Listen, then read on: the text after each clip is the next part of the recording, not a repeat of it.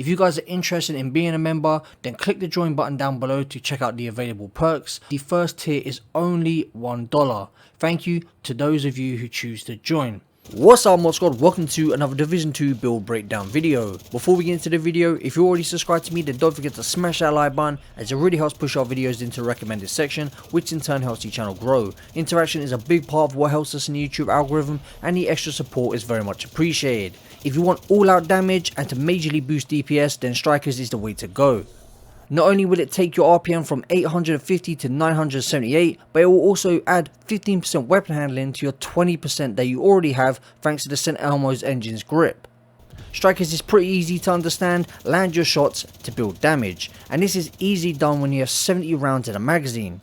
This is one of my favourite run and gun builds to use for farming all heroic content, and it's a build you've seen here on the channel before. Pretty basic setup of 4-piece strikers, striker chest piece for the extra stacks, memento backpack and fox prayer knee pads for that multiplicative damage. So a great mix of high damage and high survivability. The specialization is gunner, which adds to our DPS and utility, and the skills are my favourite Banshee Pulse and Shield.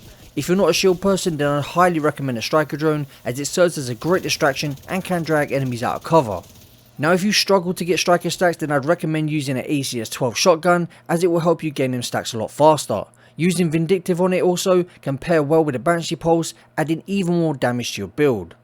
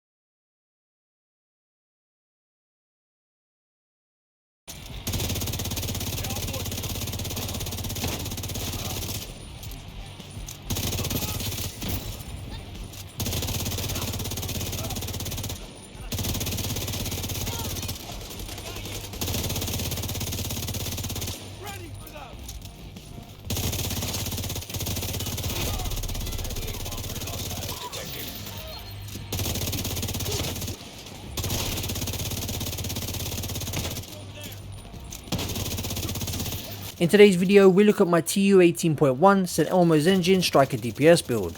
Normally I like to make builds strictly for solo players and make them in a way where there's a balance of damage and survivability, but with today's build it's all about damage and killing as fast as possible.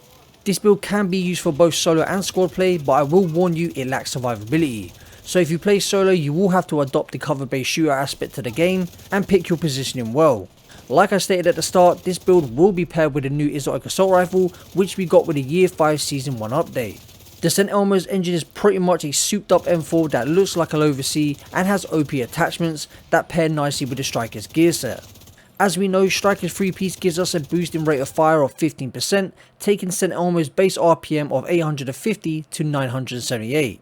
This will further be boosted by another 5% on kill thanks to the gunner specialization. Striker's 2-piece also gives us 15% weapon handling.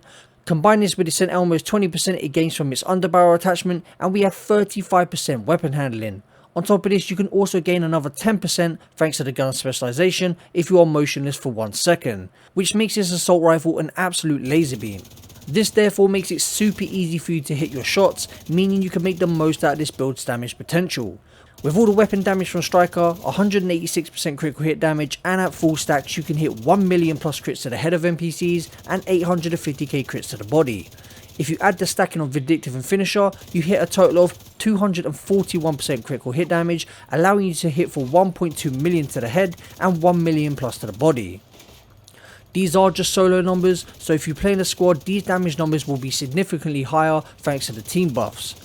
When it comes to the little survivability this build has, we get it from the gunner specialization, which is the 10% armor on kill.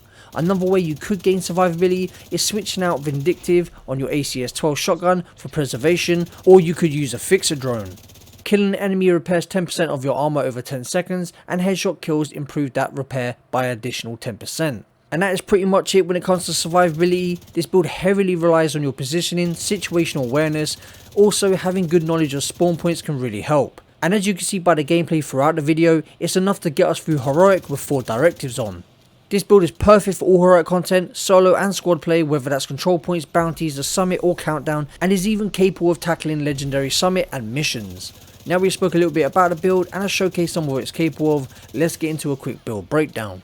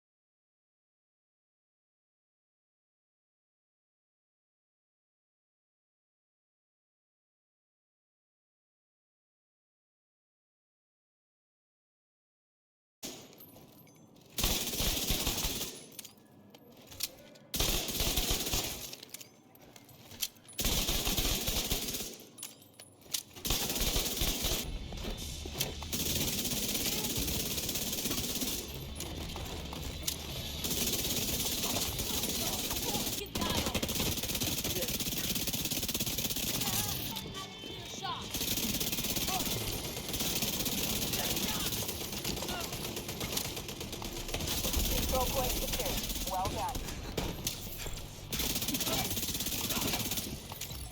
You want to use the gunner specialization. This is because it really suits the playstyle, it adds a lot of utility to the build and DPS. You have the right throwing grenade, which is going to apply a status effect. This is going to help you procure a vindictive talent if you don't have your Banshee Pulse up. Now talking about the Banshee Pulse, it is a big part of this build, especially if you want to be stacking vindictive and finisher together to add all that extra critical hit damage. This is a great skill for close combat, so definitely recommend it for a run and gun build. This specialization also makes it so that every third reload is 50% faster. The armor kit gives you 100% armor back plus 30% bonus armor for 10 seconds. You generate 10% of total ammo capacity every 60 seconds. Party members recover 5, so not only are you gaining but your teammates as well. One of my favorite things about the gunner specialization is that the rate of fire is increased by 5% on kill for 5 seconds, so you can just continuously chain kills as it's a run and gun build and keep that extra 5% RPM active. And if you do choose to stop and sit in cover for any reason, you can gain 10% weapon handling while not moving, need to be motionless for 1 second. This is going to help you get those long range kills as well.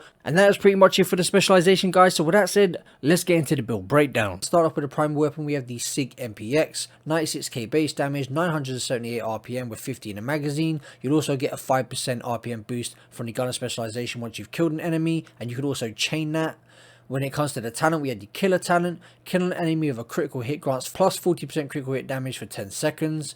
Looking at the attachments, we have 5% crit chance on the scope, 5% crit chance on a laser pointer, 5% crit chance on the suppressor, and the magazine gives us the extra 20 rounds. Moving on to our secondary, and I highly recommend using the ACS-12 when it comes to any build that stacks up, like Striker or Heartbreaker. 20 rounds in the magazine of this, so you have plenty of rounds to get your stacks. When it comes to the talent on here, we have Vindictive. Killing an enemy with a status effect applied grants you and your allies within 15 meters 15% critical hit chance and 15% critical hit damage for 20 seconds. That is a nice lengthy buff. Looking at the attachments, we have 5% crit chance on the sight and 5% crit chance on a laser pointer. If you feel you're doing too much damage with this shotgun and killing enemies too fast, so you're not gaining your stacks, then switch these out for weapon handling based attachments. Onto our sidearm, and of course we have the Orbit pistol because it gives us the perfect finisher talent. This is what you're going to stack on top of your vindictive talent. Swapping from this weapon within 10 seconds of killing an enemy grants 35% crit chance and 40% critical hit damage for 15 seconds. The attachments, 20% reload speed on the drum and 10% accuracy on the sight. Now if you don't have the Orbit, you can also use the new exotic Busy Bee pistol, which will help you easily gain another 60% weapon damage just marking 3 targets. Now moving into the gear pieces, guys, starting off with the Striker's Mask. Don't forget Striker's gives us 15% weapon handling from its 2-piece, the 3-piece gives us 15% rate of fire, and the 4-piece gives us Striker's Gamble. We have 170k armor, 10.3% critical hit damage, and 6% crit chance via a mod. Onto our Striker's chest piece, we have 15% weapon damage, 12% critical hit damage, and then 12% critical hit damage via a mod. We gain the Press the Advantage talent, which increases max stacks from Striker's Gamble from 100 to 200, 3 stacks lost per second between 100 and 200. All you have to do, guys, is keep up the aggression, and it's easy to keep the stacks up at 200, as you'll see in today's gameplay. Moving on to our holster, we have the named Picaro holster, which gives us 10% skill haste. That applies to our Banshee pulse, so we'll gain that back a little bit quicker. We have 156k armor, 12% critical hit damage, and then 15% weapon damage. Now guys, this is currently still bugged. You cannot roll the core attribute for a red. You can only have it as a blue or a yellow. If I find out when this is getting fixed, I'll let you guys know in the community tab. Moving on to our striker's knee pads now, we have 170k armor, 11.9% critical hit damage. Our striker's gloves, 170k armor, 11.4% critical hit damage. And then finally, we had the Memento backpack, the best exotic in the game in my opinion, and the best thing to use if you're a solo player. 15% weapon damage, 170k armor, 1 skill tier, 12% critical hit damage via a mod, and then we had the kill confirmed talent. Moving on to the skills, we had the decoy. You can choose between either the decoy or the striker drone. I personally favour the striker drone as it seems to pull more attention and it lasts a lot longer. Moving on to our second skill, and this is a big part of the build, we have the Banshee pulse. This skill is majorly going to help us run a gun. It's also going to help us stack all that crit chance and crit damage from the vindictive and finisher talent. Running the Banshee pulse with these run and gun builds is honestly, in my opinion, one of the best ways to run builds in this game. Looking at the attachments, we have 15% radius and 15% effect duration.